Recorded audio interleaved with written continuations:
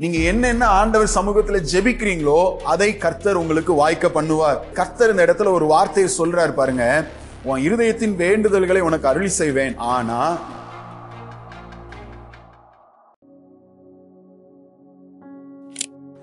கர்த்தர் நம்மோடு கூட இடைபடுவாராக. ஸ்தோத்திரம். சங்கீதங்களின் புஸ்தகம் 37வது சங்கீதம் 37வது சங்கீதம் 4வது வசனத்தை வாசிக்க கேட்கலாம்.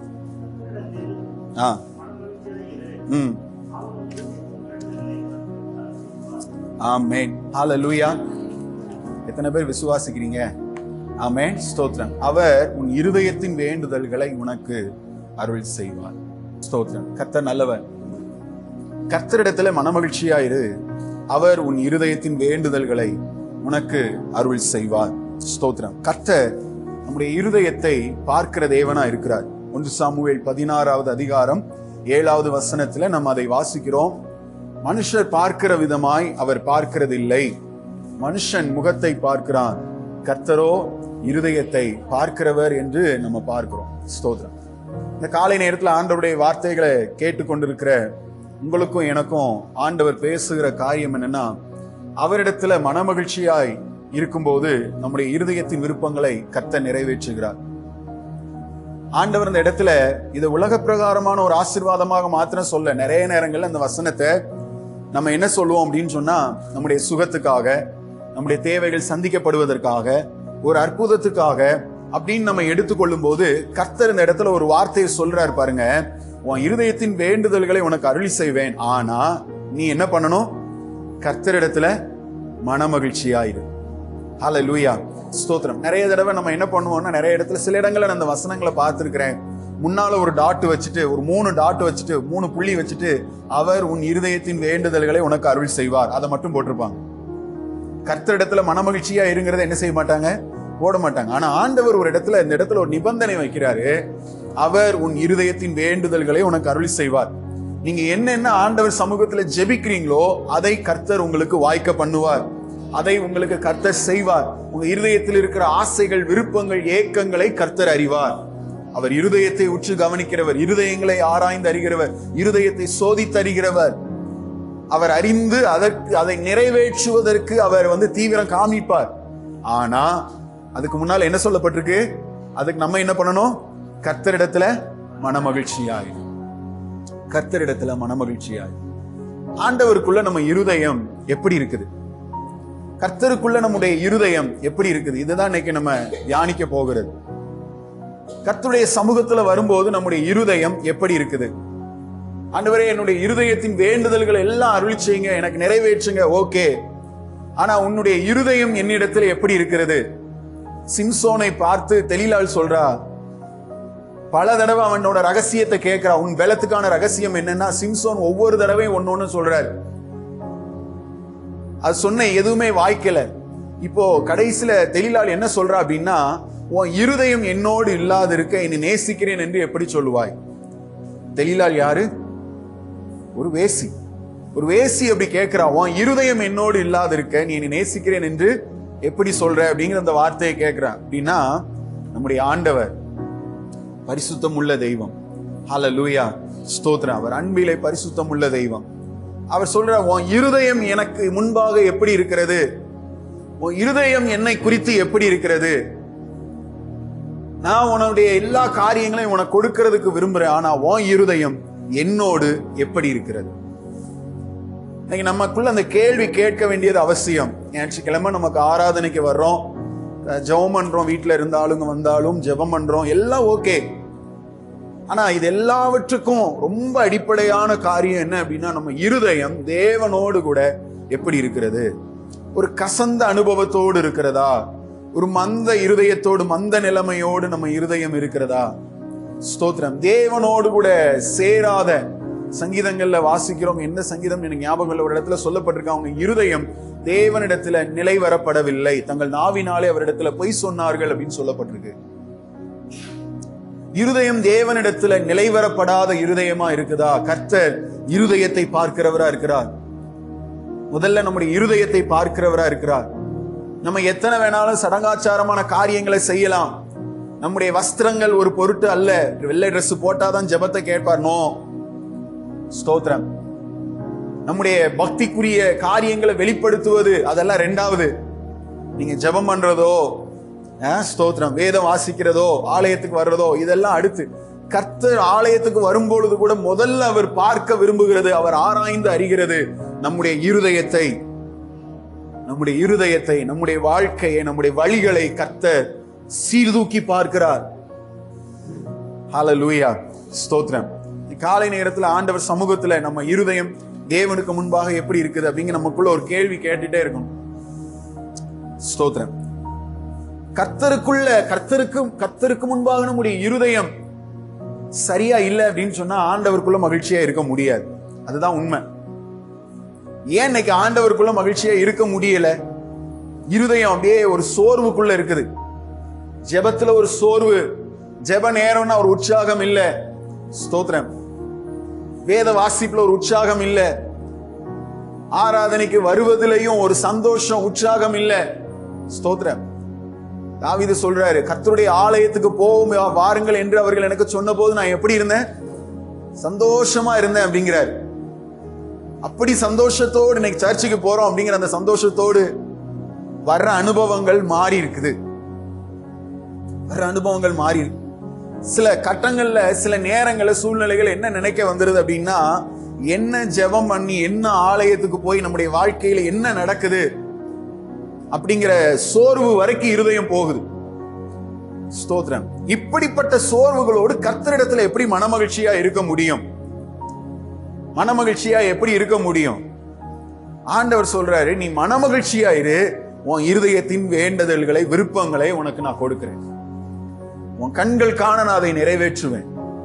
ஹல்லேலூயா, ஸ்தோத்திரம். நான் உனக்கு சொன்ன அந்த காரியம் நிறைவேற்றி முடிக்கிற வரைக்கும் உன்னை கைவிட மாட்டேன் அப்படின்னு என்ன அர்த்தம்? நீ அழிந்து போவதில்லை, உனக்கு ஒரு முடிவு வராது. நான் சொன்னதை நிறைவேற்றி முடிக்கிற வரைக்கும். ஹல்லேலூயா, ஸ்தோத்திரம். அதை அனுபவிக்காம நம்ம என்ன செய்ய மாட்டோம்? கடந்து போக மாட்டோம். ஆண்டவர் அப்படி சொல்றாரு. ஆனா அவர் சொல்றாரு, நீ கர்த்தரிடத்துல மனமகிழ்ச்சியாய்.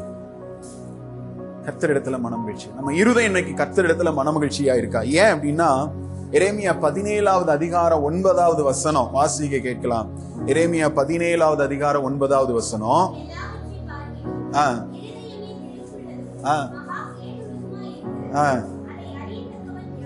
பாருங்க, அந்த உலகத்துல நீங்க மகா கேடு உள்ளது நீங்க எதை சொல்வீங்க? இந்த உலகத்திலே மகா மோசமானது நீங்க எதை சொல்வீங்க?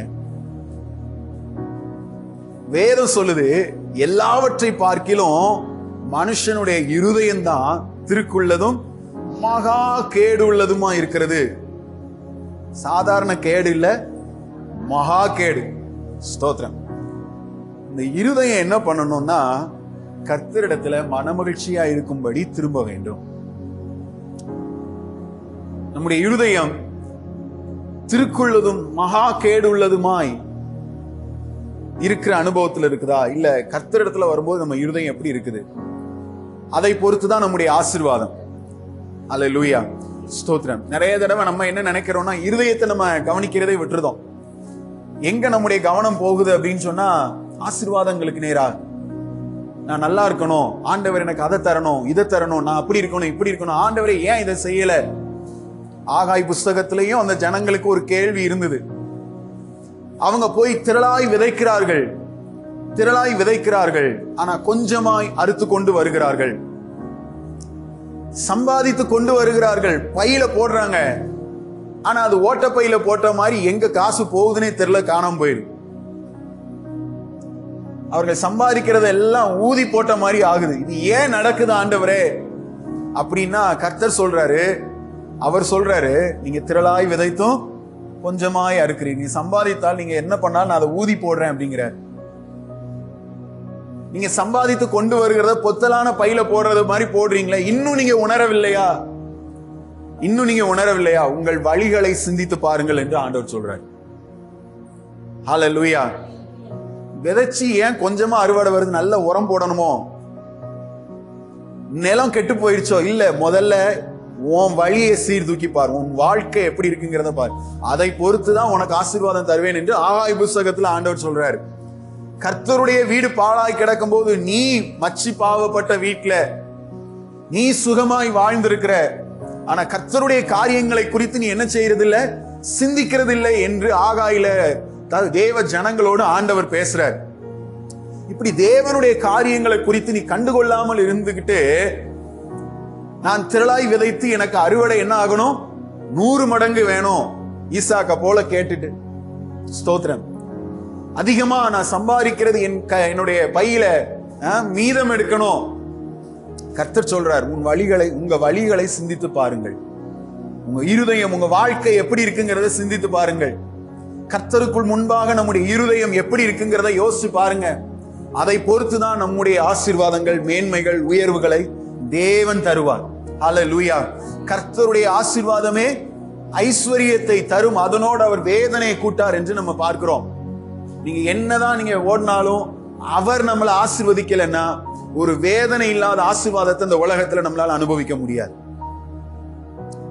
அப்ப நம்ம இருதயம் எப்படி இருக்குது, இதுதான் இன்னைக்கு நம்ம தியானிக்க போகிறோம். ஸ்தோத்திரம், கர்த்தருக்கு மகிமை உண்டாவதாக. இன்னும் நிறைய வசனங்கள் இருதயத்தை குறித்து சொல்வதற்கு இருந்தாலும் நான் செய்திக்குள்ளாக போகிறேன். அடுத்து கம்யூனியன் இருக்கிறதுனால வேகமா நம்ம செய்திக்குள்ள போகலாம். ஸ்தோத்திரம். கர்த்தருக்குள்ள மகிழ்கிற இருதயத்துக்கு, கர்த்தருக்குள்ள மகிழ்ச்சியா இருக்கிற இருதயத்துக்கு சில குணாதிசயங்கள் உண்டு. ஸோ நம்முடைய இருதயம் எப்படி இருக்கிறது அப்படிங்கிறத ஆராய்ந்து பார்த்து எப்படி இருக்கணும் அப்படிங்கிற சில காரியங்களை அவங்களோடு கூட பகிர்ந்து கொள்ள விரும்புறேன். சங்கீத புஸ்தகத்துல இருந்து ஒரு 3 காரியத்தை நான் உங்களுக்கு முன்பாக வைக்கிறேன். கர்த்தருக்கு முன்பாக நம்முடைய இருதயம் எப்படி இருக்கணும்னு சொல்லும் போது நிறைய விஷயங்கள் இருக்கு. ஆனா கர்த்தர் இன்றைக்கு பேசும்படி என் இருதயத்துல வச்ச கடந்த சில நாட்களா தியானித்து கொண்டிருக்கிற சில காரியங்களை நான் உங்களோடு கூட பகிர்ந்து கொள்ள விரும்புறேன். சங்கீத புஸ்தகத்துல இருந்து சங்கீதம் 63வது அதிகாரம் 1வது வசனம். சங்கீதம் 63வது சங்கீதம். தேவனே, நீர் என்னுடைய தேவன், அதிகாலமே உம்மை தேடுகிறேன். வறண்டதும் விடாய்த்ததும் தண்ணீரற்றதுமான நிலத்திலே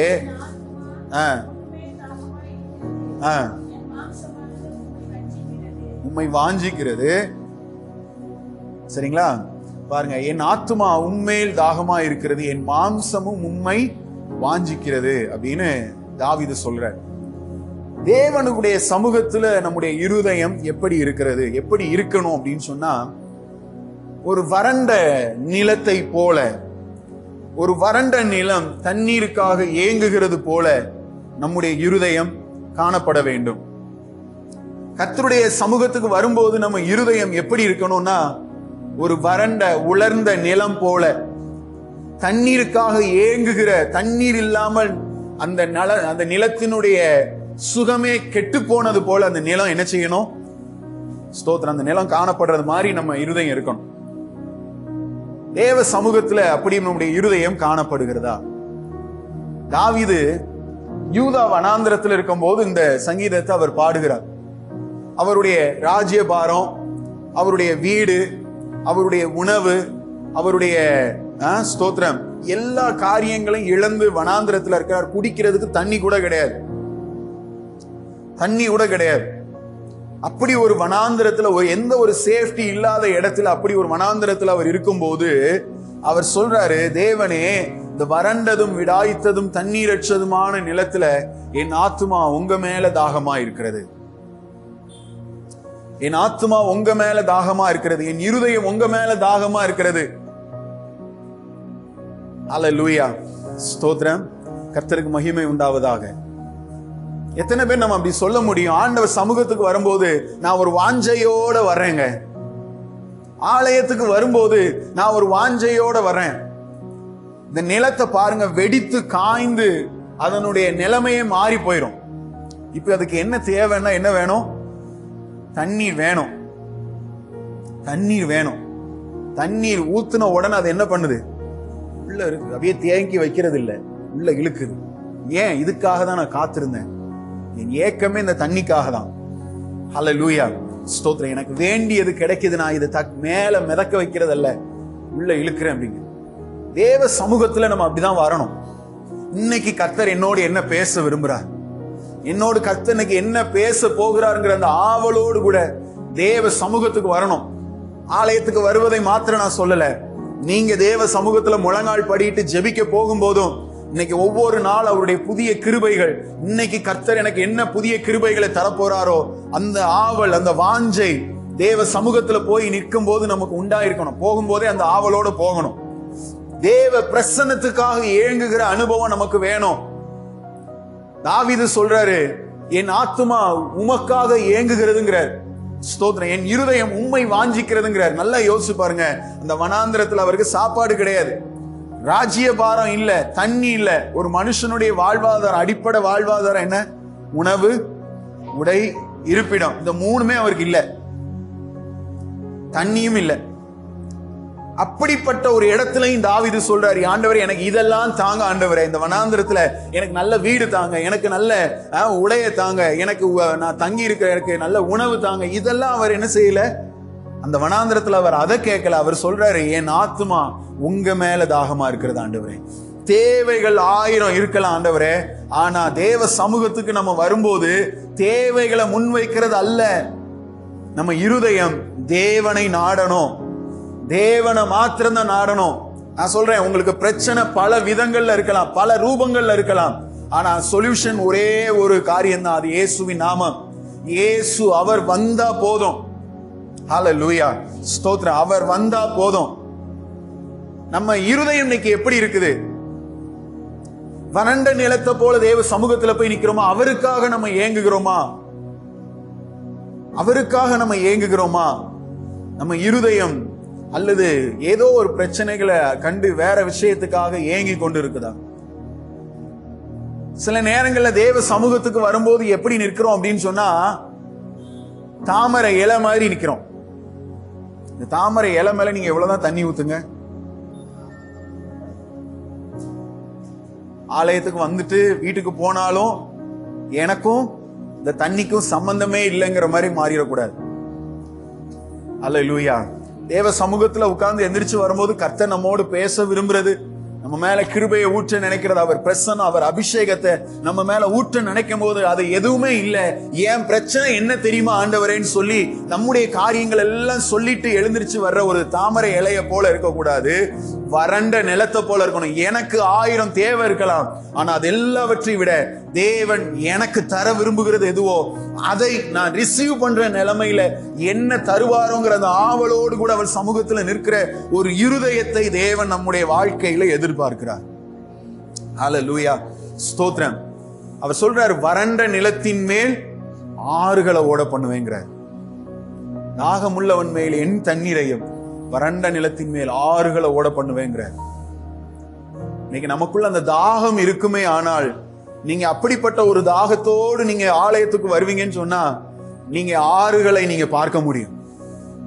அப்படிப்பட்ட ஒரு தாகத்தோடு கூட நீங்க தேவ சமூகத்துல முழங்கால் போடுவீங்கன்னு சொன்னா அங்க தண்ணீர், நீர்த்துளி, சாரல் அல்ல, ஆறுகளை தேவன் ஓட பண்ணுவார். உங்க ஜெப நேரம் மகிமையா மாறும், உங்களுடைய வேத வாசிப்பு நேரம் மகிமையா மாறும். காரணம் என்ன? அவர் சொல்றாரு, வறண்ட நிலத்துல என் ஆறுகளை ஓட பண்ணுவேன்.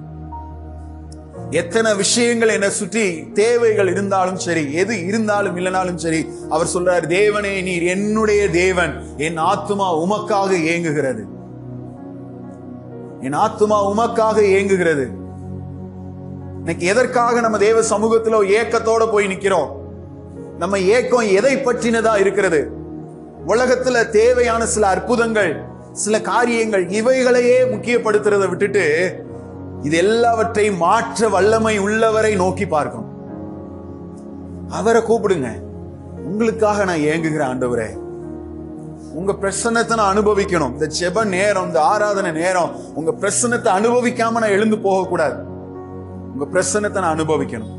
நீங்க நம்ம எத்தனை பேர் அப்படி செய்ய விரும்புறோம்? ஹல்லேலூயா, ஸ்தோத்திரம். கர்த்தருக்கு மகிமை உண்டாவதாக. ஸ்தோத்திரம்.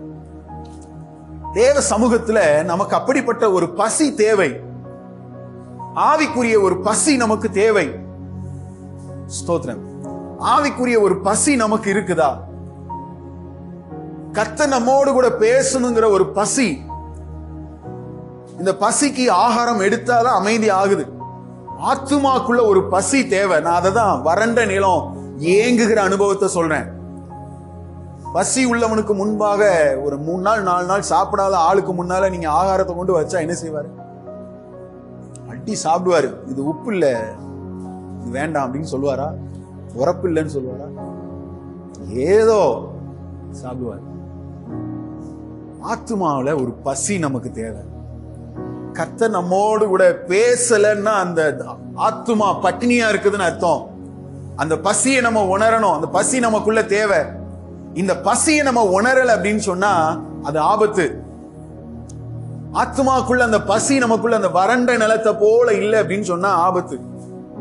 இன்னைக்கு நான் எனக்கு என்ன தேவை அதை குறித்து கர்த்தர் என்ன சொல்வாருங்கிறத விட அவர் இன்னைக்கு எனக்கு என்ன தாராரோ அதை ரிசீவ் பண்ண அந்த ஒரு பசி நமக்குள்ள தேவை. ஹல்லேலூயா, ஸ்தோத்திரம். நம்ம இருதயம் தேவ சமூகத்துல வரும்போது சோர்ந்து போன ஒரு இதயமா இருக்கக்கூடாது. நம்ம பிரச்சனைகளை நினைச்சு, போராட்டங்களை நினைச்சு, நடக்கிற காரியங்களை குறித்து சோர்ந்து போன ஒரு இருதயமா இருக்கக்கூடாது. நம்ம இருதயம் எப்படி இருக்கணும்? தேவ சமூகத்துல வரும்போது அவருக்காக ஏங்குகிற இருதயமா இருக்கணும். உமக்காக நான் ஏங்குகிறேன். என் பிரச்சனைகள் என்னை சோர்வடைய செய்ய முடியாது. என் பிரச்சனைகள் என்னை கலங்க செய்ய முடியாது. நான் வர்றது ஏங்கி வர்றேன். வறண்ட நிலத்தை போல இருதயம் இன்னைக்கு யாருக்காக ஏங்குது? நான் கர்த்தருக்காக ஏங்குகிறது. ஹல்லேலூயா. நம்ம அப்படி மாறணும். நம்முடைய இருதயம் அப்படி மாறணும். கர்த்தர் அதை எதிர்பார்க்கிறார். கர்த்தருக்குள்ள மனமகிழ்ச்சியா இருக்கிற அந்த இருதயம் அப்படிதான் இருக்கும். எது இருக்குதோ இல்லையோ கர்த்தர் இருக்கிறார். அவர்கிட்ட இருக்கிறேன். ஹல்லேலூயா. அதை தொடர்ந்து பார்க்க போறோம்.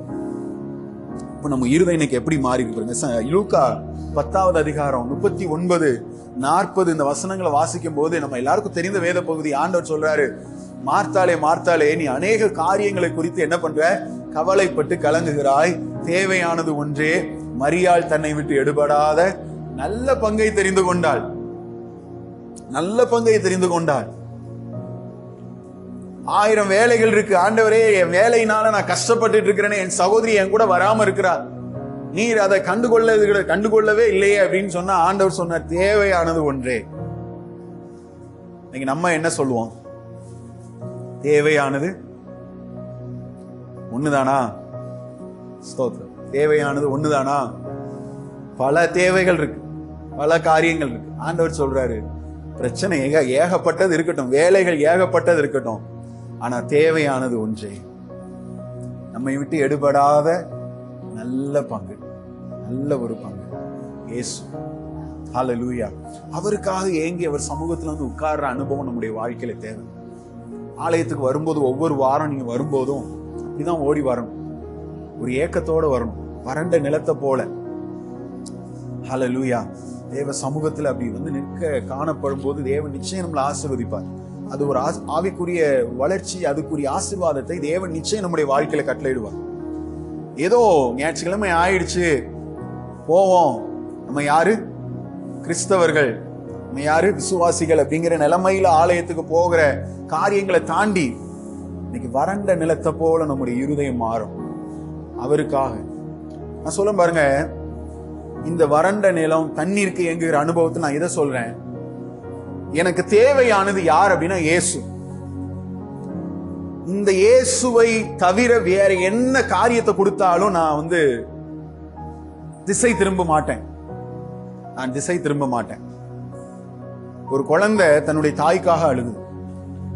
தாயை காணாம அழுகு. தாயை காணாம அழுகு. எத்தனையோ பேர் வந்து கையில தூக்கி வைக்கிறாங்க, ஆறுதல் சொல்றாங்க, தேற்றி பார்க்கிறாங்க. ஆனா அந்த குழந்தை என்ன செய்யல? யாரை கண்டாதான், யார்கிட்ட போனாதான் அது அமைதி ஆகும்னா தாயோட கை படணும். அது கண்டுபிடிக்கும் பாருங்க. அம்மா கை வந்தாதான். அதை தவிர வேற நீங்க என்ன விளையாட்டு ஜாமான கொடுத்தாலும் சரி, தங்கத்தை கொடுத்தாலும், பணத்தை கொடுத்தாலும், வேற எந்த காரியத்தை கொடுத்தாலும், சித்தி, பெரியம்மா, பெரியப்பா, யாரு தூக்கினாலும் எனக்கு அதெல்லாம் இல்லை, முக்கியமே இல்லை. எனக்கு யார் வேணும்? என் அம்மா. தேவனே, நீர் என்னுடைய தேவன். இந்த வனாந்தரத்துல எனக்கு யார் வேணும்? நீங்க வேணும். வேற என்ன விஷயங்கள் வந்தாலும் நான் அதுல டைவர்ட் ஆகவே மாட்டேன். சில நேரம் கர்த்தரிடத்துல நெருங்கி வரும்போது, அவரிடத்துல வாஞ்சையா நம்ம இருதயத்தை திருப்பி வரும்போது, சில திசை திருப்புற காரியங்கள் நம்ம வாழ்க்கையில நடக்கும். திசை திருப்புற காரியங்கள் நடக்கும். நான் சொல்றேன், ஆராதனை முடிச்சு நீங்க வீட்டுக்கு போவீங்க, அப்போ ஒரு தீர்மானத்தோட போறீங்க. ஸ்தோத்திரம். ஞாபகம் இருக்குமான்னு தெரியல, ஆனால் இன்னைக்கு செய்தியை கேட்டிருக்கிறோம். ஸ்தோத்திரம். நம்ம என்ன செய்யணும்? வறண்ட நிலத்தை போல ஆண்டவர் சமூகத்துல அப்படி இருக்கணும், நம்ம இருதயம் அப்படி மாறிடணும் அப்படின்னு சொல்லிட்டு நீங்க போவீங்க. உங்களை டைவர்ட் பண்ற மாதிரி அங்க ஒரு காரியம் நடக்கும். ஸ்தோத்திரம். ஒரு இடத்துல போராட்டம் நடக்குன்னா அதை டைவர்ட் பண்றதுக்கு சில அரசியல்வாதிகள் வேற ஒரு காரியத்தை தூக்கிடுவாங்க. பணம் செல்லாதுன்றவாங்க, முடிஞ்சிச்சு. உங்க போராட்டத்தை விட்டு எங்க போய் நிப்போம்? ஏடிஎம்ல போய் நின்றுட்டு இருப்போம். ஏன்? டைவர்ட் பண்ணணும். பிசாசு சில காரியங்களை அப்படிதான் பண்ணுவான். நீங்க தேவனிடத்துல மனமகிழ்ச்சியா இருக்க கூடாதபடிக்கு உங்க இருதயத்தை திசை திருப்புவது பிசாசுடைய காரியம். ஸ்தோத்திரம். ஒரு வசனத்தை வாசிக்கலாம். என்னாகமத்தின் புஸ்தகத்துல 32வது அதிகாரம் 9வது வசனத்துல பாருங்க.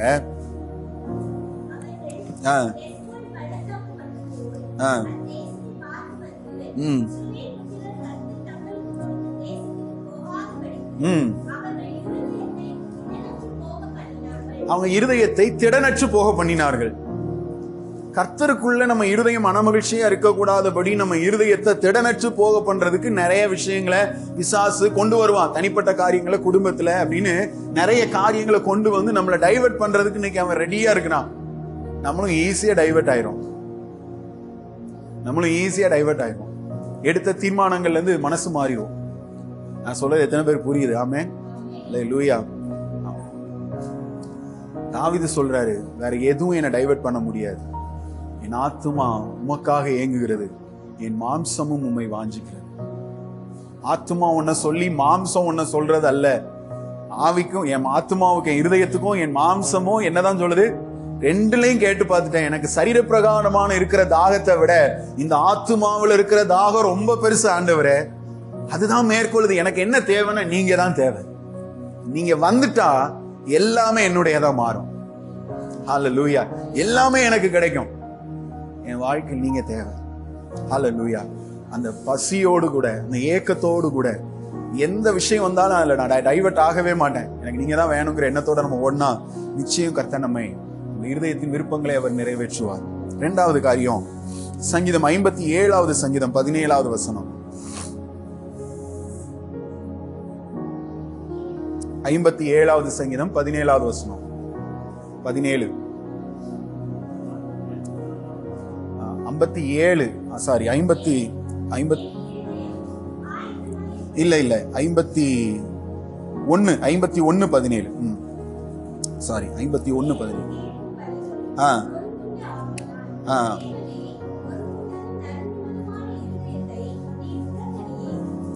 ஆமென்.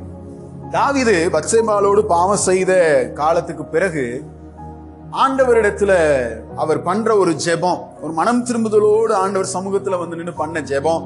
அதுல அவர் சொன்ன வார்த்தை என்ன? ஆண்டவர் விரும்புகிற ஒரு பலி என்ன அப்படின்னு சொன்னா, நொறுங்குண்ட ஒரு இருதயம், நொறுங்குண்டதும் நறுங்குண்டதுமான இருதயத்தை நீர் புறக்கணியீர் ஆண்டவரை, நீங்க வெறுத்து தள்ள மாட்டீங்கன்னு தாவீது சொல்றார். தேவ சமூகத்துக்கு வரும்போது நம்ம ஆண்டவருக்கு முன்னால நம்ம இருதயம் எப்படி இருக்கணும், கர்த்தரிடத்துல நம்முடைய இருதயம் எப்படி வரணும் அப்படின்னு சொன்னா, உடைக்கப்பட்ட நொறுக்கப்பட்ட இருதயம் தேவ சமூகத்துல தேவை. கடின இருதயத்தோடு அல்ல. ஸ்தோத்திரம். தாவீது தன் பாவத்தை உணர்ந்து அவர் இருதயம் நொறுங்கி உடைக்கப்பட்ட அனுபவத்தில் அவர் இந்த சங்கீதத்தை அவர் பாடுறார். ஸ்தோத்திரம். தான் செய்ததை நியாயப்படுத்தவோ, தன்னுடைய கடந்த கால பாவத்தை நியாயப்படுத்தவோ, தேவனுக்கும் அவருக்குமான அந்த உறவு அற்று போய் தூரப்பட்டதை கொஞ்சம் கூட அவர் அதை முக்கியப்படுத்தாம பேசாம போய் தேவ சமூகத்துல உட்காரல. தன்னுடைய கடந்த காலத்துல கர்த்தருக்கும் அவருக்கும் இடையே உண்டான அந்த விரிசல், அந்த இடைவெளி, அந்த பாவத்தின் நிமித்தம் இவர் என்ன காரியத்தை தேவனை விட முக்கியமான பார்த்து இச்சித்து கர்த்தரை விட்டு கொஞ்சம் விலகி இருந்தாரோ, கிட்டத்தட்ட 1 வருஷமா அவர் சர்ச்சுக்கே போகல. இந்த பத்சேபாளோடு பாவம் செய்த பிறகு குற்ற உணர்ச்சியில 1 வருஷமா சர்ச்சுக்கே போகல. நாத்தான் வந்து சொல்லும் போது கூட, தீர்க்கதரிசி வந்து சொல்லும் போது கூட அவர் நினைச்சிருந்தாருன்னா மறுத்திருக்கலாம், அவரை கொலை பண்ணலாம். நான் அக்செப்ட் பண்றாரு. இப்ப அதை அக்செப்ட் பண்ணிட்டு அவர் வந்து பாடுறாரு, நொறுங்குண்டதும் நறுங்குண்டதுமான உடைந்து நொறுங்கின அந்த இருதயத்தை நீங்க ஒரு நாளும் புறக்கணிக்க மாட்டீங்க ஆண்டவரே. நான் ஒத்துக்கொள்ளுகிறேன். என்னுடைய காரியங்கள், என்னுடைய கடந்த கால காரியங்கள், என்னுடைய பாவங்கள், நான் செய்த காரியங்கள், இதை வந்து நம்மை விட்டு தூரப்பட்ட காரியங்கள், இதெல்லாம் உணர்ந்து இன்னைக்கு உங்க சமூகத்தில் நான் எப்படி வந்து நிற்கிறேன் அப்படின்னா, உடைந்து நொறுங்கின ஒரு இருதயத்தோடு வந்து நிற்கிறேன். தேவ சமூகத்துல நம்ம இருதயம் எப்படி இருக்குது? தேவ சமூகத்தில் நம்ம இருதயம் எப்படி இருக்குது? கடந்த காலங்களில் கர்த்தரோடு கூட அந்த உறவுல ஏற்பட்ட விரிசலை குறித்து தேவனுக்கு நாம் சொல்ற பதில் என்ன? அதை குறித்து நம்ம ஏதாவது சில காரியங்களை நம்ம ஜெபத்துல நம்ம நினைத்து பார்த்து ஆண்டவர்கிட்ட நம்ம ஒப்புரவாகிறதுக்கு ஏதாவது காரியங்களை செய்திருக்கிறோமா? ஆண்டவரே, என் வாழ்க்கை எப்படி என்னாலும் இருந்துட்டு போட்டோம், ஆனாலும் என்ன பண்ணுங்க, ஆசீர்வதிங்க. கர்த்தரோடு கூட நெருங்கி நிற்கிறோமா இல்லையாங்கிறதெல்லாம் அதெல்லாம் எதுவுமே இல்லை. ஆனாலும் என்ன பண்ணணும், என்ன ஆசீர்வதிங்க ஆண்டவரே அப்படின்னு தாவீது சொல்றாரு. ஆண்டவரே, தேவனுக்கு ஏற்கும் பலிகள் நொறுங்குண்ட ஆவி அப்படிங்கிறார். இன்னும் இந்த வசனத்தை நான் எப்படி பார்க்கிறேன் அப்படின்னா, வெளியரங்கமா ஒரு ஆடு மாடை என்னுடைய பாவத்துக்காக கொண்டு போய் பலி செலுத்திட்டு வர்றத ஆண்டவர் அந்த பலியை விரும்பல. அதை விட அவர் எதை விரும்புறார் அப்படின்னா, உள்ள என் ஆத்துமா உடைக்கப்பட்டு நொறுக்கப்படுகிற அனுபவம் இருக்குதா? ஹல்லேலூயா. வெளியரங்கமா நம்ம செய்யற காரியத்தை, பலியை கர்த்தர் விரும்பவில்லை. பாவம் செஞ்சுட்டு போய் ஒரு ஆட்டை பலி கொடுக்கலாம், ஒரு மாட்டை பலி கொடுக்கலாம். ஆண்டவர் தாவீது சொல்றாரு, உமக்கு விரும்புகிற, நீங்க விரும்புகிற பலி நொறுங்குண்ட நறுங்குண்ட இருதயம். ஆண்டவரே, தன் இருதயத்துல பாவத்துக்காக துக்கப்பட்டு மனம் வருந்தி வர்ற ஒரு மனுஷனை கர்த்தர் புறக்கணிக்க மாட்டார். நம்ம எல்லாரும் விசுவாசிகள், மனுஷங்க தான். ஸ்தோத்திரம். நீங்க யார நீங்க ஆவிக்குரிய வாழ்க்கையில உன்னத நிலைமையில் இருக்கிறதா நீங்க சொல்லுவீங்கன்னா, நான் சொல்லுவேன். இப்போ எத்தனை வருஷம் விசுவாசி ஆனாலும் இன்னைக்கும் தங்கள் வாழ்க்கையில ரட்சிப்பின் அனுபவத்தை ருசி பார்க்கிறவங்க, இன்னைக்கு வரைக்கும் கர்த்தர் என்ன ஒரு காரியத்துல இருந்து என்ன விடுதலை ஆக்கினார், இந்த காரியத்துல இருந்து நான் மனம் திரும்பினேன்னு ஒரு விசுவாசி சாட்சி சொல்றாங்கன்னா, நான் அவங்கள ஒரு உன்னத நிலைமையில பார்க்கிறேன். நான் மனம் திரும்பினேங்க, நான் 10-15 வருஷமா சர்ச்சுக்கு போய்கிட்டு இருக்கிறேன். ஆமா, அப்ப மனம் திரும்பினேன். ஆனா ரொம்ப நாள் அந்த காரியத்தில், இன்னைக்கு நான் அந்த காரியத்துல மனம் திரும்பினேன் அப்படின்னு ஒரு விசுவாசி சாட்சி சர்ச்சில் எழுந்து சாட்சி சொன்னாங்கன்னா, அப்படி யாரா சொல்லுவாங்களா? அப்படி கேள்விப்பட்டிருக்கீங்களா?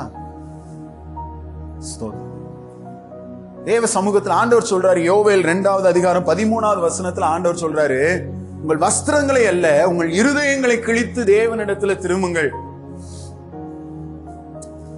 நிறைய தடவை அவங்க யூதர்கள் என்ன பண்றாங்க, தங்கள் வஸ்திரங்களை ஈஸியா கிழிச்சிட்டு ஆண்டவர்கிட்ட வந்துருவாங்க. ஆண்டவர் சொன்னாரு, அது உனக்கு ரொம்ப ஈஸிப்பா, உன் வஸ்திரம் கிழிக்கப்படுறது ரொம்ப ஈஸி, நீ போய் ஒரு ஆடு மாடை பலியிடுறது ரொம்ப ஈஸி. ஆனா எது முக்கியம், எது கஷ்டம், எது பலன் உள்ளது அப்படின்னா, உன் ஆத்துமா உடைக்கப்படும். தேவ சமூகத்துக்கு வரும்போது அப்படிதான் வரணும். நம்முடைய தவறுகளுக்காக மனம் வருந்தி வர்ற அனுபவம் நமக்குள்ள தேவை. கடந்த நாள்ல ஏற்பட்ட அந்த தூரப்பட்ட அனுபவங்கள், நம்முடைய காரியங்கள், நம்முடைய ஜெப குறைவுகள், இதெல்லாம் தேவ சமூகத்துல வந்து துக்கப்பட்டு அவர் சமூகத்துல ஒப்புரவாகிற இருதயம் நமக்கு தேவை. தேவனுடைய இரக்கத்துக்காக கெஞ்சி நிற்கிற இருதயம் நமக்கு தேவை. தாவீது வாழ்க்கையில் அதை சொல்லப்பட்டிருக்கு. அவருடைய அனுபவத்தை அவர் சொல்றார். அப்படி நான் வரும்போது என் இருதயத்தை என்ன செய்ய மாட்டீங்க, புறக்கணிக்க மாட்டீங்க ஆண்டவரே. எல்லாவித பாவங்களும் இருதயத்துல உள்ள வச்சுட்டு, ஸ்தோத்திரம், எல்லா பாவங்களையும் உள்ள வச்சுட்டு நம்ம எதுவுமே செய்யாதது போல அங்க போய் வந்து நின்று ஆண்டவரே அப்படின்னு சொல்லி நம்ம எத்தனை வருஷம் சர்ச்சுக்கு போறோம், நம்முடைய ஸ்தோத்திரம், நம்முடைய பேட்ஜ், ஸ்தோத்திரம், பேட்ஜ் குத்துறாங்க பாருங்க, இவர் தான் விஐபி அப்படின்னு. நம்முடைய பட்டம், நம்முடைய விஐபி, நம்முடைய மாஸ்க் இல்லையா, நம்முடைய சுய நீதி எதுவுமே ஆண்டவர் சமூகத்தில் எடுபடாது. எதுவுமே எடுபடாது. நம்முடைய இருதயம் உடைக்கப்பட்ட நொறுக்கப்பட்ட அனுபவத்தோட தேவ சமூகத்துல நிக்கணும். 2 கொரிந்தியர் 7வது அதிகாரம் 9வது வசனத்துல இருந்து 11வது வசனம் வரைக்கும் வாசிச்சு பாத்தீங்கன்னா, அதுல ஒரு வார்த்தை சொல்லப்பட்டிருக்கும், தேவனுக்கு ஏற்ற துக்கம். இன்னொரு துக்கத்தை சொல்லப்பட்டிருக்கும், லௌகிக துக்கம். 2 துக்கம் சொல்லப்பட்டிருக்கு. என்ன துக்கம் எல்லாம்? தேவனுக்கு ஏற்ற துக்கமும் லௌகிக துக்கம். லௌகிகம்னா என்ன? உலக காரியம். தேவ சமூகத்துல நம்ம இருதயம் இன்னைக்கு உடைக்கப்படுது. சில நேரம் உடைக்கப்பட்டு போய் நிக்கிறீங்க, நம்ம நிக்கிறோம். ஆனா அதுக்கு காரணம் என்ன அப்படின்னு சொன்னா, தேவனுக்கு ஏற்ற துக்கம் நம்ம இருதயத்தை அப்படி உடைச்சுதா, இல்ல லௌகிக துக்கம் நம்ம இருதயத்தை உடைச்சுதான் பார்த்தா, லௌகிக துக்கத்தினால இருதயம் நொறுங்கி போய் நின்னதுதான் அதிகம். லௌகிக துக்கத்தினால், உலக துக்கத்தினால், உலக கவலையினால இருதயம் நொறுங்கி பாரப்பட்டு போய் நின்னதுதான் நிறைய. தேவனுக்கு ஏற்ற துக்கம் நம்முடைய இருதயத்துல இல்ல. ஸ்தோத்திரம். அவர் விரும்புகிற வண்ணமாய் நான் இல்லையே. நம்முடைய கடந்த கால பாவங்களை நினைத்து, நம்ம செய்யற காரியங்களை நினைத்து, நம்ம ஒருத்தரை நோகும்படி பேசினதை நினைத்து நம்ம இருதயத்துல என்ன வேணும்? தேவ சமூகத்துல உடைக்கப்படணும். கடினமா வந்து நிக்க கூடாது. ஸ்தோத்திரம். நம்ம தெரிந்த ஒரு சம்பவம் இருக்கு பாருங்க. லூக்கா 18வது அதிகாரம் 13வது வசனத்துல இருந்து நம்ம வாசிச்சோம்னு சொன்னா, ஒரு உவமையை ஆண்டவர் சொல்றாரு. 2 மனிதர்கள் ஜெபம் பண்ணும்படி ஆலயத்துக்கு போனாங்க. ஒருவன் பரிசேயன், இன்னொருத்தன் யாரு? ஆயக்காரன். ஸ்தோத்திரம். பரிசேயன் நின்று அவன் ஜெபம் பண்றான். என்ன சொல்லி ஜெபம் பண்றான்? ஆண்டவரே, நான் வாரத்துல 2 தரம் உபவாசிக்கிறேன், காணிக்கையில எல்லாம் நான் தசமபாகம் கொடுக்கிறேன், நான் ரொம்ப நல்லவன் ஆண்டவரே, கர்த்தருடைய காரியத்தை நான் வாரந்தோறும் சர்ச்சுக்கு போறேன், ஜெபம் பண்றேன், காணிக்கை கொடுக்கிறேன், என்ன போல நல்லவரை நீங்க இந்த உலகத்துல என்ன செய்ய முடியாது. ஆமா, தேடினாலும் என்ன மாதிரி உங்களுக்கு ஒரு ஆள் கிடைக்க மாட்டான் ஆண்டவரே அப்படின்னு சொல்றாரு. இவர் முன்னால என்ன ஜெபம் பண்றாருன்னா, பின்னால ஒரு ஆள் ஜெபம் பண்ண. என்ன ஆளு? ஆயக்காரன். அவர் என்ன ஜெபம் பண்றாரு? எப்படி பண்றாரு? தன் கண்களை வானத்துக்கு ஏறெடுக்க துணியாமல் தலையை குனிஞ்சிட்டு தன் மார்பிலை அடித்து கொண்டு அவன் ஜெபம் பண்ணா, பாவியாகி என்மேல் கிருபையாயிரும் ஆண்டவரே அப்படின்னு ஜெபம் பண்றான். ஆண்டவர் சொல்றாரு, இவன் அல்ல, அவன் நீதிமானாக்கப்பட்டவனா போயிட்டான். நம்ம ஆட்கள் நிறைய தடவை என்ன பண்றோம்னா, இந்த பரிசேயனை போலதான் ஆண்டவர் சமூகத்துல வந்து நிக்கிறோம். ஒத்துக்கவே மாட்டோம். நம்ம இருதயம் உடையவே உடையாது. என்ன கர்த்தருடைய வார்த்தை வரட்டுமே, நம்ம இருதயம் என்ன செய்யாது? உடையாது, உணர்வடையாது. என்ன பாவம் செஞ்சாலும் தேவ சமூகத்துல வந்து அப்படி துணிகரமா, கர்த்தருடைய பந்தி இருக்குது, நல்ல துணிகரமா பேசி, நல்ல துணிகரமா சில காரியங்களை வாழ்ந்து செய்து நடந்து ஆண்டவர் சமூகத்துல வந்து கொஞ்சம் கூட எந்த ஒரு இது இல்லாம, நான் யாரு? நல்லவன் ஆண்டவரே. ஹல்லேலூயா. ஸ்தோத்திரம். இந்த இருதயத்தை எப்படி ஆண்டவர் ஆசீர்வதிப்பாரு? இந்த இருதயத்தை எப்படி ஆண்டவர் ஆசீர்வதிப்பார்? தேவனுக்கு ஏற்ற துக்கம் நம்ம இருதயத்துல இருக்குதா? நம்மள மனம் திரும்புதலுக்கு நேரம் அந்த துக்கம் நடத்துதா? ஐயோ, என் ஆண்டவருக்கு இந்த காரியத்துல நான் உண்மையா இருக்க முடியல, அந்த வளர்ச்சி எனக்குள்ள ஆவிக்குரிய வளர்ச்சி இல்லைங்கிற துக்கம் நமக்குள்ள தேவை. வேத அறிவுல நான் இன்னும் வளரல ஆண்டவரே, அந்த துக்கம் நமக்குள்ள தேவை. ஸ்தோத்திரம். நான் வந்து வாலிபர் நாட்கள்ல இருக்கும்போது ஒரு துக்கம் எனக்குள்ள இருக்கும். என்னன்னா, நான் கொஞ்சம் சின்ன வயசுல கொஞ்சம் டீனேஜ் நாட்கள்ல இருக்கும்போது எங்க தாத்தாவுக்கு வந்து இந்த பழைய சினிமா பாடெல்லாம் பாடி காமிப்பேன்.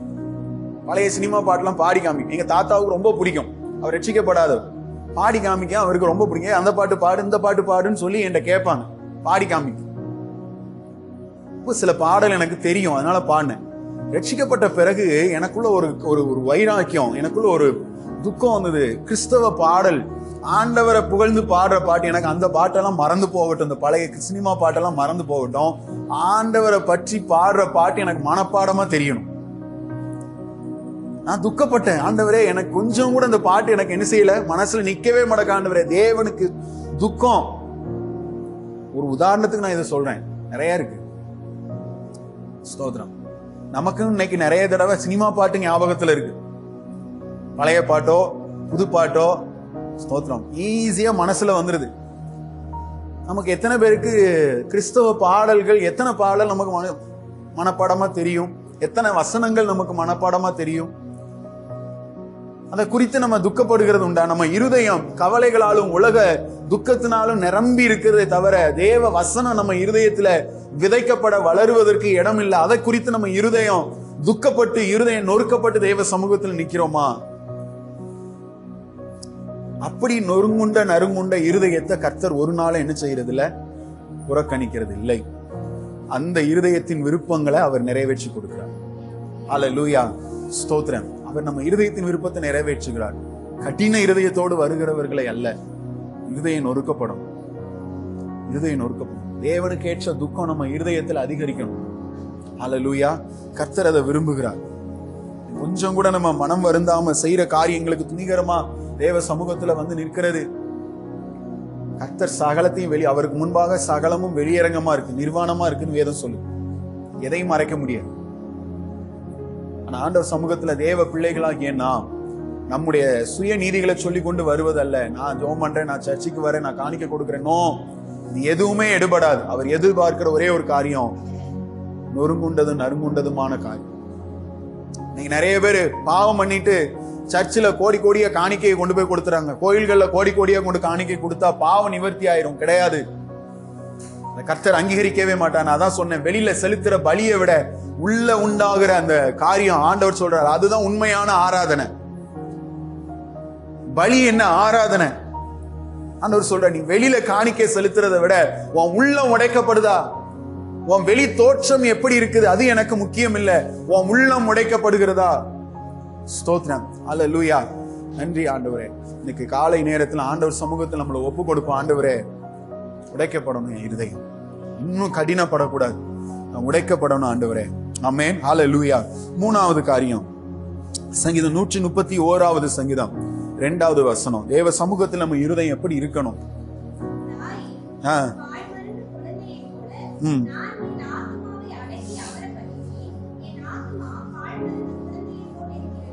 ஆமென். தாவீது சொல்றாரு, ஒரு தாய் மடியில பால் மறந்த குழந்தையை போல என் ஆத்துமாவை நான் அடக்கி அமர பண்ணினேன். என் ஆத்துமா பால் மறந்த குழந்தையை போல இருக்கு தேவ சமூகத்துல. இது ஒரு ஆவிக்குரிய வளர்ச்சியினுடைய ஒரு காரியம், சரிங்களா? தாவீது சொல்றாரு, என் ஆத்துமாவை அடக்கி அமர பண்ணினேன். இப்போ அது எப்படி இருக்குன்னா, தாயின் பால் மறந்த குழந்தையை போல இருக்குது அப்படிங்கிற. நல்லா கவனிங்க, என் இருதயத்தை அடக்கி அமர பண்ணினேன். அது பால் மறந்த, தாயின் பால் மறந்த குழந்தையை போல இருக்குது. இந்த குழந்தையை பால் மறக்க வைக்கிறது கொஞ்சம், இந்த காட்சிகள் நமக்கு தெரியும் பாருங்க. ஒரு கட்டத்துல இந்த குழந்தை என்ன பண்ணும்னா, கேட்டது கிடைக்கல, அம்மா எனக்கு பால் தரல, ஆனாலும் அம்மா மடியில அமைதியா கிடக்கு. அம்மா மடியில கேட்டது கிடைக்கல, ஆனாலும் அது அமைதியா படுத்து கிடக்கு. காரணம் என்ன? எது எனக்கு கிடைக்கலனாலும் நான் எங்க இருக்கிறேன்? அம்மா மடியில இருக்கிறேன். ஸ்தோத்திரம். மூணாவது, ஒரு அமைதியான இருதயம். தேவ சமூகத்துல வரும்போது ஒரு அமைதியான ஒரு இருதயம், ஒரு என்ன சொல்ல, ஒரு குவைட் ஹார்ட், அமைதியான ஒரு இருதயம். நான் எங்க இருக்கிறேன்? அம்மாவோட மடியில இருக்கிறேன். எனக்கு கேட்டது கிடைக்கல, ஆனா என் தாய் அது நான் கேட்டதை தரலங்கிறதுனால என்னை கைவிட்டுட்டாள் என்பது அர்த்தம் இல்லை. நான் கேட்டது கிடைக்கலனாலும் எனக்கு வேண்டிய ஆகாரத்தை என் தாய் தருகிறது. ஹல்லேலூயா, ஸ்தோத்திரம். தேவ சமூகத்துல நம்ம ஏதோ காரியத்துக்காக, ஆண்டவரே இது கிடைக்கல, தாவீது சொல்றாரு, எனக்கு அதை விட முக்கியம் என்ன அப்படின்னா, தாய் மடியில நான் இருக்கிறேன். என் இருதயம் எங்க இருக்கு? ஆண்டவர் கிட்ட இருக்கு. நான் யார் கூட? கர்த்தருக்குள்ள மகிழ்ச்சியா இருக்கிற அனுபவங்கிறத நான் எப்படி சொல்றேன்னா, அந்த வசனத்தை வச்சு, அவர் என்ன கொடுத்தாரு, நான் என்ன அவர்கிட்ட இருந்து வாங்கினேங்கிறத பொறுத்து அல்ல. நிறைய தடவை நமக்கு அப்படிதான் இருக்கு. நமக்கு அற்புதம் நடந்ததுன்னா, நமக்கு தேவை சந்திக்கப்பட்டதுன்னா, நமக்கு ஒரு காரியம் நடந்ததுன்னா நம்ம இருதயம் மகிழ்ச்சியா இருக்குது. அதை பொறுத்து அல்ல, நம் தேவன் யார், நான் யாரோட இருக்கிறேங்கிறதுல அந்த மகிழ்ச்சி இருக்கணும். ஹல்லேலூயா, ஸ்தோத்திரம். அவர் என்ன கொடுத்தார், நான் என்ன வாங்கினேன், ஹல்லேலூயா, கர்த்தர் எனக்கு அற்புதம் செய்தார், அந்த மகிழ்ச்சி அது அல்ல. என் தேவன் யார் தெரியுமா? என்ன சூழ்நிலையில இருந்தாலும், நான் தான் சொல்றேன், யோபு எல்லாவற்றையும் இழந்த நடுத்தருவில் நின்ற போதும் கூட ஸ்தோத்திரம், சரீர சுகம் இல்லாமல் தன் பருக்களை ஓட்ட வச்சு சுரண்டி கொண்டிருந்த நேரத்திலே அவர் சொல்றாரு, என் தேவன் எண்ணி முடியாத அதிசயங்களையும் ஆராய்ந்து முடியாத பெரிய காரியங்களையும் செய்கிறவர். என் ஆண்டவர் யார் தெரியுமா? கிரகிக்க கூடாத பெரிய காரியங்களை அவர் செய்கிறவர். அவர் உயிரோடு கூட இருக்கிறவர், என் மீட்பர். யோபு அதை சொல்றார். சூழ்நிலை எவ்வளவு மோசமா இருக்கட்டும், ஆண்டவர் எனக்கு என்ன கொடுத்தா, நான் அவர்கிட்ட இருந்து என்ன வாங்கினேன், இதை பொறுத்து என் சந்தோஷம் அப்படி அல்ல.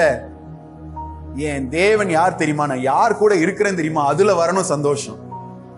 நான் ஆராதிக்கிற கர்த்தர், அவர் கூட நான் இருக்கிறேன். அவர் எப்படிப்பட்டவர் தெரியுமா? சில நேரம் நம்முடைய ஆத்மா உடைந்து நொறுங்கி சோர்ந்து போய் இருக்கும் போது கர்த்தர் அப்படியே ஒரு வாக்குத்தத்தத்தை கொடுப்பார். கர்த்தர் அப்படியே ஒரு வாக்குத்தத்தத்தை கொடுத்து நம்மளை பலப்படுத்துவார். காரணம் என்ன? நம்மளை பலப்படுத்துறது மாத்திரம் இல்ல, நான் யாருங்கிறத உனக்கு விளங்க பண்றேன். ஹல்லேலூயா. உன்னை அதிசயங்களை காண பண்ணுவேன் அப்படின்னு ஆண்டவர் வாக்குத்தத்தம் கொடுத்து நம்முடைய ஆத்துமாவை பலப்படுத்துறது மாத்திரம் இல்ல, நான் அதிசயங்களை செய்கிறவர், எப்படி செய்யறேங்கிறத நீ பார், நான் யாருன்னு உனக்கு காண்பிக்கிறேன். ஹல்லேலூயா, ஸ்தோத்திரம். இந்த காரியத்தை தேவன் செய்யறார். நிறைய தடவை வாக்குத்தத்தம் கிடைச்சோன்னா அப்படியே ஆண்டவர் அப்படின்னு வாங்கிட்டு போறோம். நல்லா கவனிங்க, தாவீது அடுத்து சொல்றாரு, என் ஆத்துமாவை நான் அடக்கி அமர பண்ணினேன்கிறார். இந்த இருதயத்தை அடக்கி அமர பண்றது. இந்த இருதயம் சும்மா இருக்குதா? இந்த இருதயம் சும்மா இருக்குதா? ஸ்தோத்திரம். லூக்கா 16வது அதிகாரத்துல 15வது வசனம், சாரி மார்க் வசனத்துல நீங்க வாசிச்சு பாத்தீங்கன்னா, ஸ்தோத்திரம், நிறைய சொல்லப்பட்டிருக்கும் இருதயத்திலிருந்து எப்படிப்பட்ட காரியங்கள் எல்லாம் புறப்பட்டு வருது அப்படிங்கிறது. ஆமா, மார்க் 7. ஆமா, நீ அதை குறிச்சுக்கோங்க, டைம் இல்லை, நான் முடிக்கிறதுக்கு விரும்புறேன். இருதயத்திலிருந்து கிட்டத்தட்ட ஒரு 12 காரியங்கள், இருதயத்திலிருந்து 13 காரியங்கள் புறப்பட்டு வருது. இந்த இருதயம் சும்மாவே இருக்காது. ஏதாவது இந்த இருதயத்திலிருந்து கவலைகள், பாரங்கள், எதிர்கால பயங்கள், ஸ்தோத்திரம், நிகழ்காரியத்தை குறிச்சு, வருங்காரியங்களை குறிச்சு, ஏதேதோ இன்னும் நடக்காத விஷயங்களை கூட இமேஜின் பண்ணி இருதயத்துல அந்த கவலைகள், பாரங்கள் நிரம்பி கொண்டு பரிதபித்து பதட்டத்தோடு இந்த இருதயம் இருந்துகிட்டே இருக்கும். தேவ சமூகத்துக்கு வரும்போது அதான் தாவீது சொல்றாரு, அப்படி பயத்தோடும் அநேக காரியங்களை குறித்து பதட்டத்தோடு கவலைகளோடும் என் இருதயம் இராதபடி அதை அடக்கி அமர பண்ணினேன். ஹல்லேலூயா. ஏன்னா நான் எங்க இருக்கிறேன் தெரியுமா? என் தாய்மடி, என் ஆண்டவரோடு கூட இருக்கிறேன். ஹல்லேலூயா, ஸ்தோத்திரம். என் ஆண்டவரோடு கூட இருக்கிறேன். அதுல என்ன கொடுத்தா, நான் என்ன பெற்றுக்கொண்டேன் என்பதை குறித்து அல்ல, நான் எதை தைரியமா சொல்வேன் அப்படின்னா, என் ஆண்டவர் எப்படிப்பட்டவர் என்று தெரியுமா? அந்த ஒரு விசுவாசம், அந்த தைரியத்தில் நான் சொல்றேன். ஹல்லேலூயா. எத்தனை பேர் நமக்குள்ள அப்படிப்பட்ட விசுவாசம் இருக்குது? எத்தனை பேர் அப்படிப்பட்ட இருதயத்தோட ஆண்டவர் சமூகத்துக்கு வருகிறோம்? என் கர்த்தர் யார் தெரியுமா? பிரச்சனைகளை பார்த்து சொல்லணும். ஆண்டவர்கிட்ட வந்து, ஆண்டவரே என் பிரச்சனைகள் எப்படிப்பட்டது தெரியுமா? ஆண்டவரே என் சூழ்நிலை எப்படிப்பட்டது தெரியுமா? அப்படி அல்ல, பிரச்சனைகளை பார்த்து சொல்லுங்க, என் ஆண்டவர் யார் தெரியுமா? என் கூட இருக்கிறவர் யார் தெரியுமா? எனக்காக யாவையும் செய்து முடிப்பேன் என்று சொன்னவர் தெரியுமா? அவர் எப்படிப்பட்டவர் தெரியுமா? வேதத்தில் அவரை குறித்து என்ன சொல்லப்பட்டிருக்கு சொல்லுங்க. அவர் மகத்துவங்கள், அவர் ஒருவராய் பெரிய அதிசயங்களை செய்கிறவர். ஹல்லேலூயா. நான் அறியாததும் எட்டாததுமான பெரிய காரியங்களை செய்கிறவர். என் சூழ்நிலைகள் சாத்தியமில்லாததா இருந்தாலும் எனக்காக அவர் சாத்தியமாக்கி கொடுக்கிறவர். அவர் தடைகளை உடைக்கிறவர். அவர் சொல்லுங்க, அவர் எப்படிப்பட்டவர் தெரியுமா? சூழ்நிலையை உன் மேல அதிகாரம் உடையவர் அவர். சத்துருவை விதித்து ஜெயித்தவர் அவர். ஸ்தோத்திரம். அதை நம்ம அறிக்கை பண்றோமா? நம்ம இருதயம் இன்னைக்கு எப்படி இருக்குது? எதிர்காலத்தை குறித்து, பல காரியங்களை குறித்து கவலைப்பட்டு பயந்து பதட்டத்தோடே இந்த இருதயம் இருக்கிற நிலைமையில் ஆண்டவர் சமூகத்துல வந்தா எப்படி ஆண்டவர் ஆசீர்வதிக்க முடியும்? அவரை குறிச்சு நம்ம எந்த விதத்திலையும் நம்ம இருதயத்துல ஒரு மாற்றமும் இல்லை. கர்த்தரை தெய்வமா ஏற்றுக்கொண்டது நிமித்தம் நம்ம இருதயம் கொஞ்சம் கூட மாறல. அதே பழைய பதற்றம், உலகத்தார போல அதே போல பயங்களோடும், எதிர்கால பயங்கள், கவலைகள், பிள்ளைகளை குறித்து, தொழிலை குறித்து, வருங்காலங்களை குறித்து எத்தனையோ காரியங்கள் இருதயத்துல நிரம்பி கொண்டு இருக்கிற அனுபவத்திலிருந்து ஆத்மாவுக்கு சொல்லுங்க. தாவீது சொல்றாரு, சங்கீதம் 43வது சங்கீதம் 42வது சங்கீதம் 11வது வசனத்துல தாவீது தன் இருதயத்துக்கு அவர் சொல்றாரு ஒரு வார்த்தை, வாசிங்க.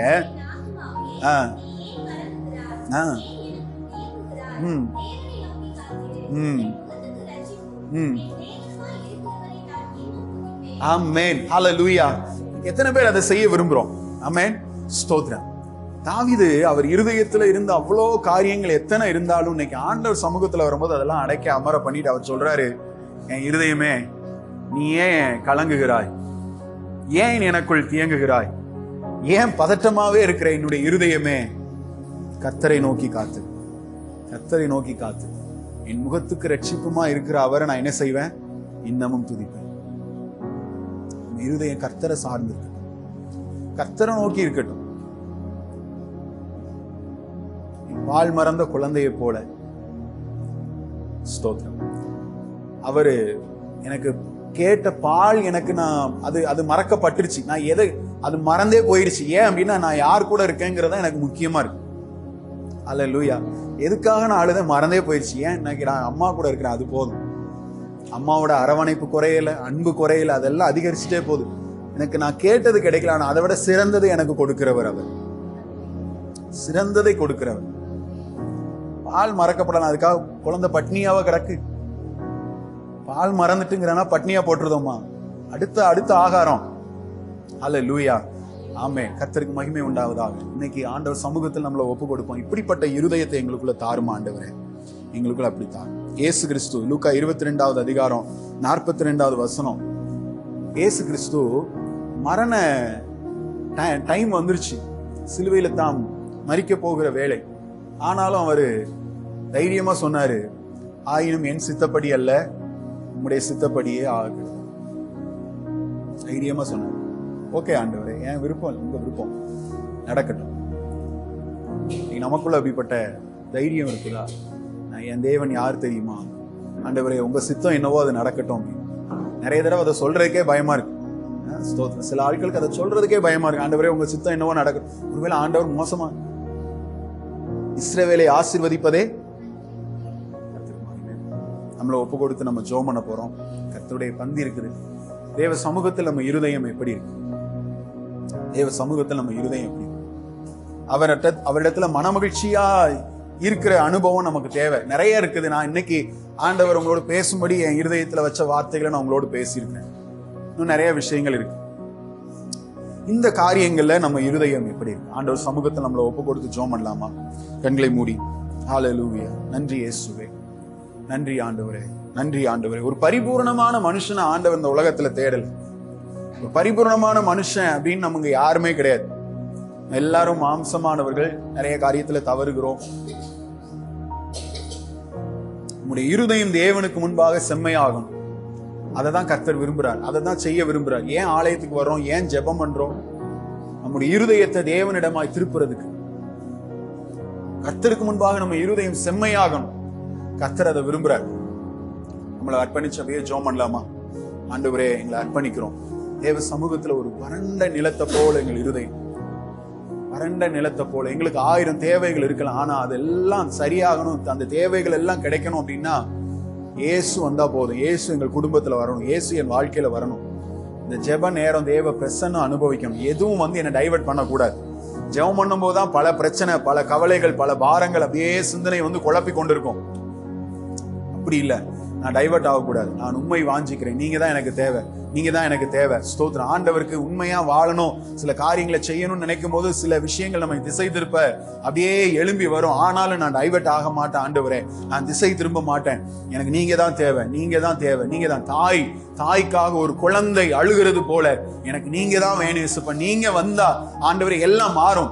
ஆமென். ஸ்தோத்திரம். என் பிள்ளைகளுடைய வாழ்க்கை மாறும், என் கணவருடைய வாழ்க்கை மாறும், என் மனைவியுடைய வாழ்க்கை மாறும், எங்கள் பலவீனங்கள் மாறும், எங்கள் பிரச்சனைகள் மாறும். நீங்க தான் எங்களுடைய ஏக்கம். ஏங்குறோம், வறண்ட நிலத்தை போல ஏங்குறோம். எப்போ என்னிடத்தில் வருவீர்? எப்போது என்னிடத்தில் வருவீர்? நீ பேசுறதுக்காக ஏங்குகிற அனுபவம். ஹல்லேலூயா. நன்றி. உம்முடைய பிரசன்னத்துக்காக ஏங்குகிற அனுபவம், அந்த அனுபவம் நமக்கு தேவை. வறண்ட நிலத்தை போல. 2வது, தேவனுக்கு ஏற்ற துக்கம். உடைந்த நொறுங்கின இருதயம் நமக்குள்ள தேவை. சில காரியங்களை தேவன் விரும்புகிற வண்ணமா நம்முடைய வாழ்க்கை இல்ல. நம்ம சில விஷயங்களை பின்மாற்றமா இருக்கிறோம். சில காரியங்கள் துணிகரமா நம்ம பாவத்துல இணங்கி வாழ்ந்து கொடுக்கிறோம். ஆமென். ஸ்தோத்திரம். கர்த்தரிடத்துல வரும்போது உடைந்த நொறுங்கின இருதயத்தோடு நிக்கணும். ஆமென். அந்த பரிசேயனை போல நம்ம நிக்க கூடாது. ஆமென். ஸ்தோத்திரம். நான் உபவாசிக்கிறேன், நான் ஜெபம் பண்றேன், நான் ஆலயத்துக்கு வரேன், தசமபாகம் கொடுக்கிறேன். அவன் தன்னுடைய நீதிகளையே சொல்லி கொண்டிருந்தான். கர்த்தர் சொன்னார், அவன் அல்ல, இவனை நீதிமானாக்கப்பட்டான். ஹல்லேலூயா. தேவனுக்கு ஏற்ற துக்கம். இன்னைக்கு உலக துக்கம் நம்மளை ஈஸியா உடைச்சு நொறுக்குது. நம்ம இருதயத்தை உலக துக்கம் ஈஸியா உடைச்சு நொறுக்குது. நம்ம இருதயத்தை அப்படி எதுக்கு விட்டு கொடுத்து வச்சிருக்கிறோம்? உலக துக்கம் உடைக்கிறதுக்கு கொடுக்கிறோமா? இல்ல தேவனுக்கு ஏற்ற துக்கம் நம்ம இருதயத்தை உடைக்கிறது விட்டு கொடுத்திருக்கிறோமா? நம்ம வாழ்க்கையை தேவனுக்கு ஏற்ற துக்கம் எத்தனை முறை அப்படி உடைக்கப்பட்டிருக்கிறோம். ஹல்லேலூயா. ஸ்தோத்திரம், ஸ்தோத்திரம் ஆண்டவரே, ஸ்தோத்திரம் ஆண்டவரே. தேவனுக்கு ஏற்ற துக்கம் நம்ம இருதயத்தை நிரப்பட்டும். இருதயம் உடைந்து நொறுங்குகிற அனுபவம். 3வது காரியம், ஆமென். ஸ்தோத்திரம். நம்ம தியானிச்சோம், தாயின் பால் மறந்த குழந்தையை போல ஆத்மாவை அடக்கி அமர பண்ணணும். இந்த இருதயம் தான் பரிதபிக்குது, இருதயம் பதட்டம் அடையுது, இருதயம் எதையாவது குழம்பிக் கொண்டே இருக்கு, எதையாவது நடக்காத விஷயங்களை இமேஜின் பண்ணிக்கிட்டே இருக்கு, கற்பனை பண்ணிக்கொண்டே இருக்கு. இப்படி ஆயிருமோ, அப்படி ஆயிருமோ, இது நடந்துருமோ அப்படின்னு சொல்லி நிறைய காரியங்களை குறிச்சு பயங்களையும் பதட்டங்களையும் அவிசுவாசங்களையும் இப்படியே நிறைய விஷயங்களை அப்படியே கிளப்பி விட்டுட்டே இருக்கும். ஆனா ஆண்டவர் சமூகத்துல நாம சொல்ல வேண்டியது என்ன அப்படின்னு சொன்னா, ஆமென் ஸ்தோத்திரம், இந்த சூழ்நிலையிலையும் என் கர்த்தர் யார் தெரியுமா? ஆமென், நான் யாரோடு இருக்கிறேன்னு தெரியுமா? ஆமென் ஸ்தோத்திரம், அவர் என்னை ஒருபோதும் கைவிட மாட்டார். கேட்ட வசனங்களுக்கு தங்களை ஒப்பு கொடுத்து ஜெபிக்கிற ஒவ்வொருவரையும் கர்த்தர் ஆசீர்வதிங்க. இன்னைக்கு ஆண்டவர் உங்களோடு கூட பேசி இருந்தார்னா, எப்படி நம்ம இருதயம் தேவனுக்கு முன்பாக மன மகிழ்ச்சியா இருக்குமானால் அவர் சொல்றார், உன் இருதயத்தின் விருப்பங்களை நான் நிறைவேற்றுவேன். ஏதேதோ காரியங்களை குறித்து பயத்தோடும் பதட்டத்தோடையும் ஆண்டவர் சமூகத்துல வந்து நிக்கிறது இல்ல. இன்னைக்கு இப்படி வறண்ட நிலத்தை போல, உடைந்து நொறுங்கின இருதயத்தை போல, அடக்கி அமைதிப்படுத்தப்பட்ட ஒரு இருதயத்தை போல ஆண்டவர் சமூகத்துல இந்த இருதயங்களோடு நம்ம வந்து நின்னோம்னா அவர் நம்ம இருதயத்தை ஒரு நாளும் புறக்கணிக்க மாட்டார். நம்முடைய இருதயத்தின் வேண்டுதல்களை அவர் அருளி செய்வார். ஒரு இருதயத்தின் வேண்டுதல்களை அருளி செய்வார். நம்ம நிறைய காரியங்களை குறித்து கவலைப்பட்டு கலங்கி கொண்டு இருக்கிறோமே, அதெல்லாம் எடுத்து போட்டு இன்னைக்கு அப்படிப்பட்ட கிருபைகளை கர்த்தர் கொடுப்பார். ஆண்டவர் உங்களோட பேசியிருந்தா அதுக்கு ஒப்பு கொடுத்து ஜெபம் பண்ணுங்க. தங்களை அர்ப்பணித்து ஜெபிக்கிற ஒவ்வொருவர் மேலும் தெய்வ கரம் அமரட்டும். ஆண்டவரே இயேசுப்பா, உம்முடைய தெய்வீக பிரசன்னம் சூழ்ந்து கொள்ள நாங்கள் ஜெபிக்கிறோம். ஆண்டவரே, என்னென்ன காரியங்களுக்கு தங்களை ஒப்பு கொடுத்து ஜெபிக்கிறாங்களோ இந்த காரியத்துல எல்லாம் தேவ பிரசன்னம் வழிநடத்துதல் ஆளுகை தங்கி இருக்க நாங்கள் ஜெபிக்கிறோம்.